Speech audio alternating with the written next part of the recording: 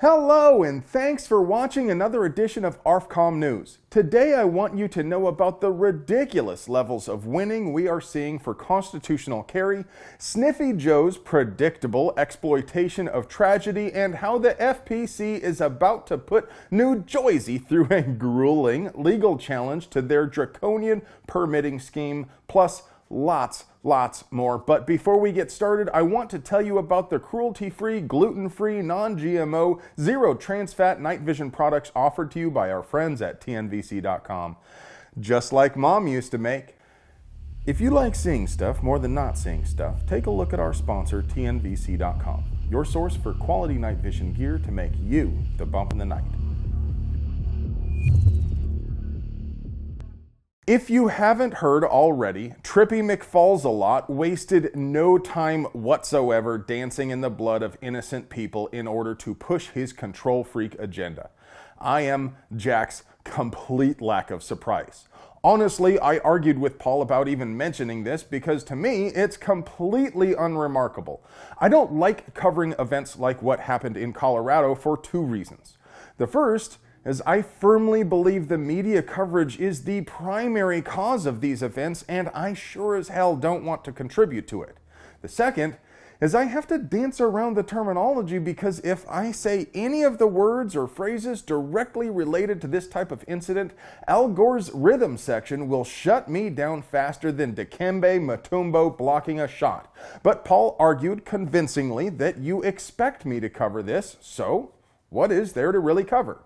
First off, some asshole ended the lives of 10 innocent people, including a police officer, and the legacy media predictably rushed to lionize him.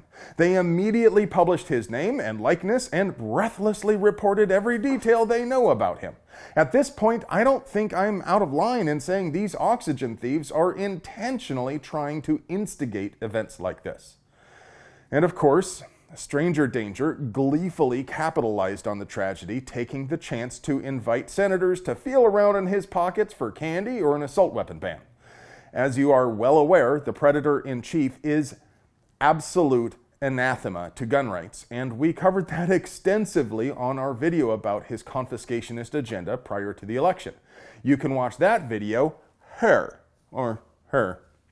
Nothing has changed on that front. While the bad touch has been reluctant to really dig in and push on prohibition, he's also eager to capitalize on any tragedy which moves the ball down the field. If there is anything actually newsworthy to report, you can be sure I'll let you know. Stay tuned. I've been beating this drum a lot lately. Herman, what the hell are you doing? I'm playing the drum. Well, you have to hit it softer. Hey, you can't just hit a drum. You have to beat the shit out of it. So my apologies if this is starting to sound repetitive, but it's important to me, and I think you should be excited too. There are currently 18 states which respect the fundamental human right to be armed. If you believe in the concept of natural or God-given rights, and you believe being alive is one of them, then you must recognize what naturally follows is the right to defend one's life and to procure and keep ready the tools necessary to do so. Parallel to that right is the right to be free of coercion and live as we please. It is simply impossible to be truly free without the means to resist unjust force. Every day, it seems more states are beginning to recognize these self-evident truths. Right now, 9 states have permitless carry bills at some stage in the process. So far as I can tell, it looks like Tennessee actually has 4 separate permitless carry bills. House Bill 18 and its Senate bill counterpart SB 318 are both still in committee and are about 25% along in the process, according to Legiscan. SB 765 has passed out of the Senate in a 23-9 vote. Its Senate version, SB 765, is in committee and has 11 co-sponsors, which is very promising. While you should never count on party politics to advance human rights, and the GOP has often let us down, it certainly doesn't hurt that Republicans have a 27-6 majority in the Tennessee Senate. They seem to have a bit more spine when they have an overwhelming majority. And, given this bill was introduced by Governor Bill Lee, I think it's safe to say it has a good chance of being signed. That said, we don't want to snatch victory from the jaws of defeat by high-fiving ourselves too early, so let's all volunteer to get this bill passed in Tennessee. If you are willing to do your part, please call 800-449-8366 right now and pick any one of the senators to encourage. Tell them 18 other states have constitutional carry and none have experienced any rise in crime. Tell them being armed is a human right. Tell them you are confident they will do the right thing, but if they don't, you will campaign for their opponent in the next primary. Iowa's House File 756 has passed both houses and, as I'm recording this, is awaiting the governor's signature.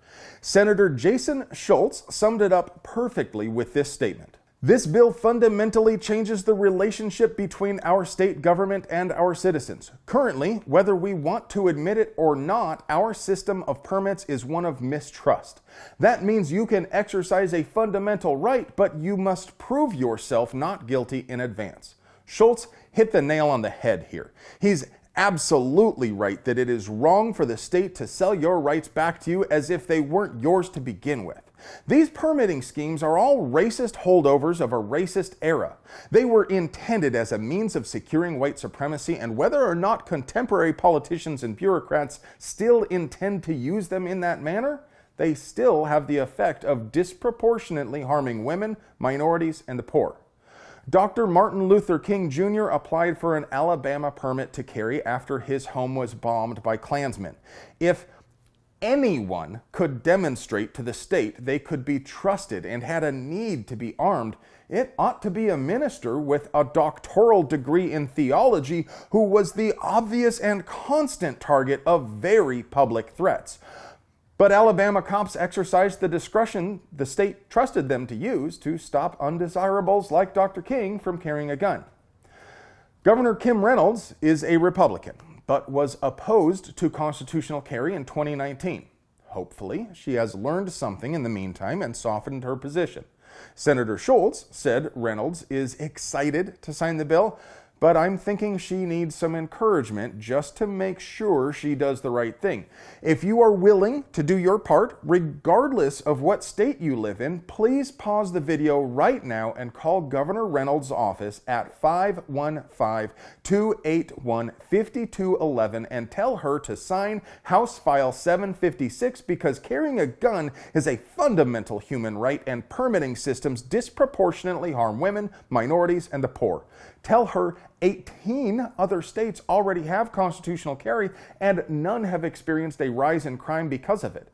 Tell her if she doesn't sign it, you will campaign for her opponent in the next primary.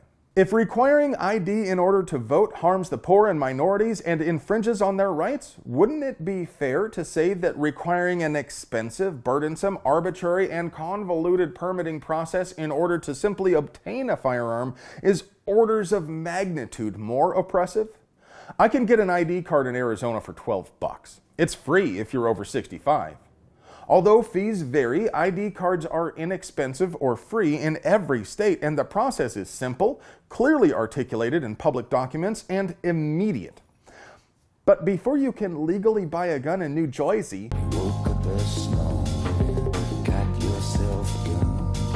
you have to obtain a firearm purchaser identification card, or a permit to purchase a handgun, depending on whether you're buying a long gun or a handgun.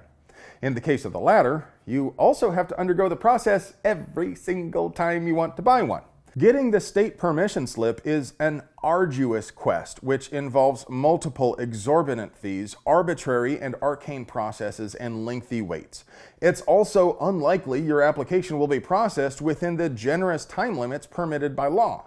Of course, all of that nonsense only applies if you are interested in doing things legally. At some point, a process becomes so burdensome that it's difficult to blame a person for ignoring it altogether. While the prohibitionists probably expect it means you just don't buy a gun, in reality, it means you get one from a crackhead in an alley. Mr. Biggums won't be asking for ID, and you'll probably get a pretty good deal on it, even if it does still have bits of hair and skin stuck to it. Now, I'm not encouraging such lawless behavior, of course. I'm simply pointing out how foolish it is to set up a process which is so expensive and frustrating as to discourage compliance.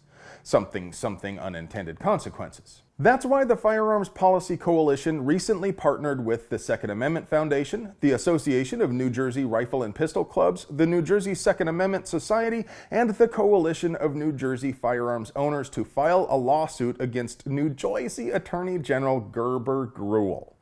The plaintiffs in the suit are 3 individuals and Bob's Little Sports Shop. Kendrick versus Gruhl challenges the foundation of the law requiring permission from the state to purchase arms. Adam Kraut, FPC's Senior Director of Legal Operations, said, "The state's unconstitutional law burdens and chills the right to keep and bear arms, preventing individuals from acquiring firearms for lawful purposes, including self-defense.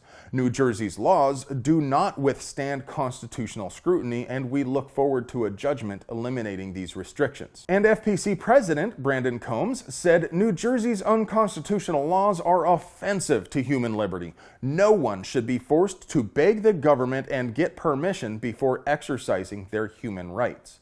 This lawsuit is about eliminating these restrictions and giving back to the people their power of choice. So say we all. So say we all. Now, I'm not a lawyer because my parents were married, but to my lay eyes, it seems to make a compelling case arguing the draconian requirement doesn't come close to serving any public safety objective. I think this case has a very good chance even under intermediate scrutiny. But these things always stretch out for years, with multiple appeals, irrespective of which side wins the first few battles. This one could go all the way, folks. We'll keep an eye on it for you. Well, friends, that's all I have for you today. I hope you enjoy watching these things because I sure like making them for you. Would you like to know a secret to beating the ammo shortage? AR15.com/deals is constantly updated with scores on ammo, guns, and accessories so you can get the drop on the neckbeards before they snatch up all the good stuff. So bookmark AR15.com/deals and check AR15.com/deals every day. If you want to help us keep bringing you banger content like this, please support the folks who support us. Not only does TNVC.com give you night vision with that cool, refreshing, never bitter taste that goes down smooth, they also have mounts, lights, and all sorts of other gear to make you the bump of the night. And if you want a baller cap like mine or other ARFCOM swag, you can get it at brownells.com. Or you can buy fly shirts like this one in our Teespring store. Or if you'd like to try your luck and see if you can win your choice of rad shirt from our Teespring store, post a comment containing the phrase, "Gun control isn't about guns, it's about control," in the YouTube comments, and I will arbitrarily and unilaterally choose the best one. I love you. Nailed it!